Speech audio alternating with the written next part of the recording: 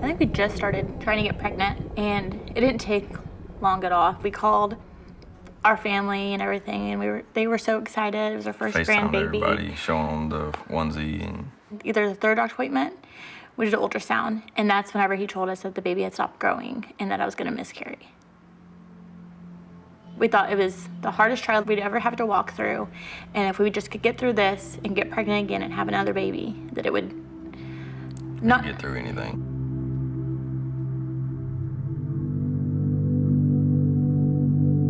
September of 2014, we got pregnant again. Before I had gone home that day, I had gone to Academy and got a little camouflage onesie. I had taken it into our house, and I was like, I got something for you. And so he opens it, and he's like, are you serious? Like, it's just like tears in his eyes, I feel like. And then he's just like, are you kidding me? Every month. Just give them your account number before they Play with me? No, why would I play with you? Don't pull too hard in case it pulls the whole body. Okay. One, two, three.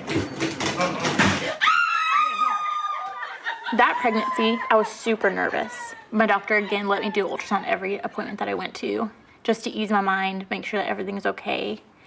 But it just felt like we were like finally able to breathe and like, okay, we made it this far. We can make it, you know, we can make it the whole pregnancy now that we made it the first trimester. I do remember like going to my sister's graduation party, dancing with my grandpa and his brother. And then we were getting up early Monday morning to drive back to Austin. And I remember seeing a car driving, hitting mailboxes, and I knew something wasn't right. And it was like a dream, like you just couldn't get away. Next thing I know, I woke up.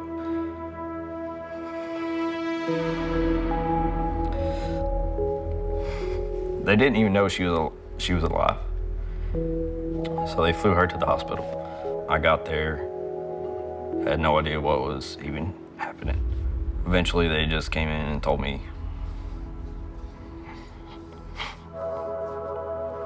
They told me she was okay, but they told me that Lucy didn't make it.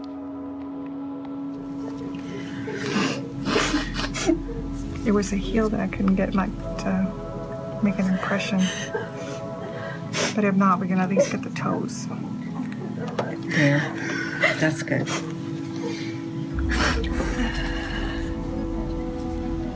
She's got long toes. She has really long toes.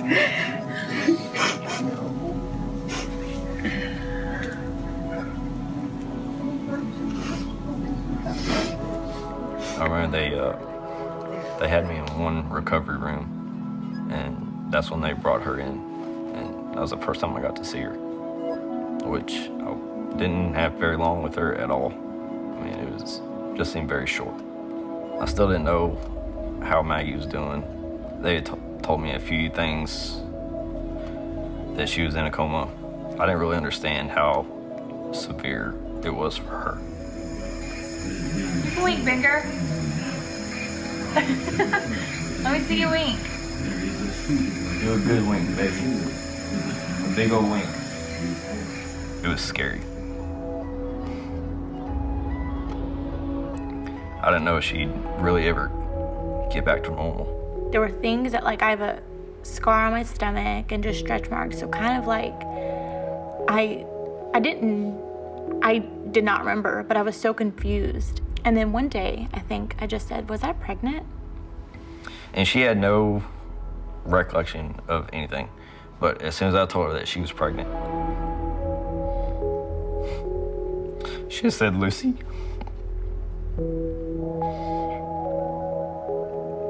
So I knew that she was gonna get better. I mean, 100%. 100%. Look her up, Maggie.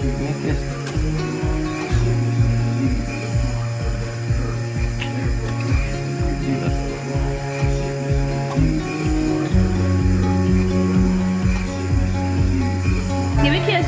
Give me a kiss. I love you, Maggie. Dude, give her the peace sign. I love you. Dude, I love you. What's your name?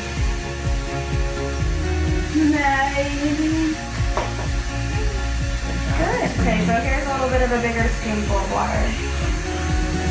Just want to make sure the muscles are strong enough to get it to the right place. Set, go.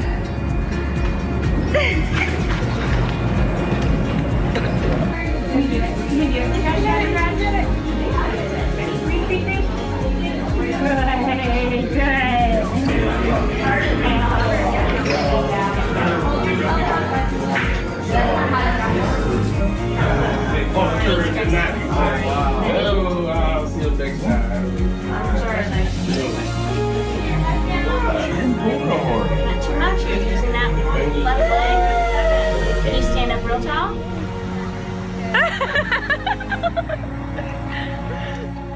So we were all together in the hospital for about 2 months. But then they told me that I had a hysterectomy, and in the moment, I don't think that I realized how life-changing it was. Like, it's life-changing to lose a child, but it's even more life-changing to lose that ability to ever have children. I questioned God a lot, because I'm like, why would you take away what I want the most? I had my happiness set on a baby, on being pregnant. And, you know, God just changed that in my heart to put my joy and my happiness into Him instead of a baby. And just doing that, it helped me get out of that darkness and the sadness that I felt every day. I had mentioned foster care before to Caleb, and he was not up for it, which is totally understandable because we just went through losing our daughter. We don't want to have to, you know, lose another child. She mentioned foster care again, and I just felt like the pain that we would potentially have to go through would be worth it to help those kids. We had 3 extra bedrooms in our house, and we weren't using them. Yeah. And everything seemed right. Can you say hi? Hi. Can you say uh-oh? Uh-oh. Can you say, oh, done? I done. Can you say, oh, man? Man. Can you say, I love you? Man. Oh, good job. Can you say, She was Mama? 18 months old. Her name was Treasure, and they didn't really have much information about her. And so I remember her walking through our door, and she had just got down and was just very, like, quiet and very, very shy. She just had this look on her face like, what's happened to my, life? My world's been turned upside down. What surprised me is how quickly we just kind of clicked, and it just And how worked. quickly everybody fell in love with her. Right.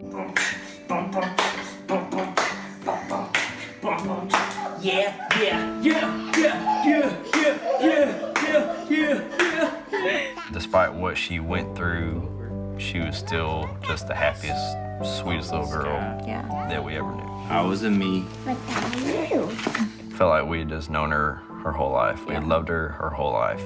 And we had someone very special, What is it gonna be? No. What is it gonna be? What's your name gonna be? We've been fostering Treasure for almost 2 years, and soon we will be adopting her, and she'll forever be our daughter. Yay! What are we gonna do today? Get adopted. Get adopted? Are you so excited?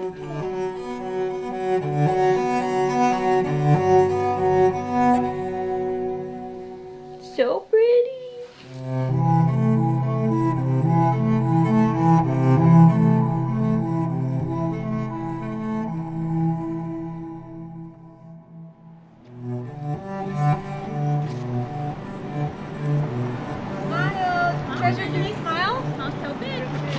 I don't think I'll be crying. I think I'll just be so excited and just Happy. happy, yeah.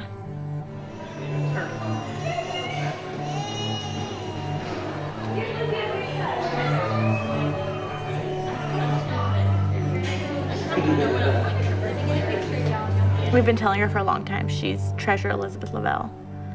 And but it's just so cool knowing that that's really gonna be her name. Good morning, Your Honor. We are here on cause number 2018-799. If you'll state your name. Maggie Lavelle? And Maggie, how long has Treasure been placed in your home now? 638 days. If someone out there is experiencing tragedy or infertility or anything, it gets better. Even though that today is a hard day, tomorrow is going to be, or could be so much better. I pass the witness. You've been very involved in Treasure's case, right? Yes. And so you're aware of everything that this little baby girl has gone through and everything that she came from, right? And still knowing that you're asking the court grant the adoption today. Please. I don't want her to ever think that we prayed for her family to fail, or we prayed for her to go through the trauma and just tragic stuff in her life. I'm going to call Caleb Lavelle. Yeah. If you state your name. Caleb Lavelle. If anybody is even somewhat hesitant about doing foster care, you don't know what little kid is going to come knocking at your door and needing a place to stay and needing a family to love them. And you also are asking the court to find that this adoption is in the best interest of Treasure, correct? Yes, sir. I want her to know just how much we have wanted this to happen, just how much she's loved.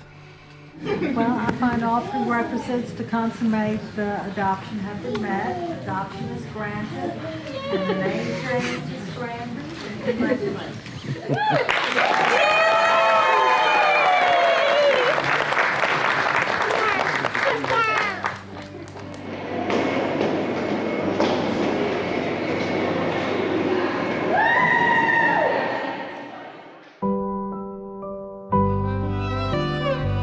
To our sweetest treasure, when you walked into our front door for the first time, we knew you were someone special. We just didn't know how special. When we first lost Lucy, we didn't know if we would get the chance to raise another beautiful daughter. Your bright spirit and bubbly personality has brought so much joy into our life, and we're so glad God was writing you into our story. You are the bravest, strongest, happiest little girl we know, and we are so blessed for you to call us Mom and Dad. We will always love you, protect you, and support you in everything you do. We love you to Lucy, Kate, and back.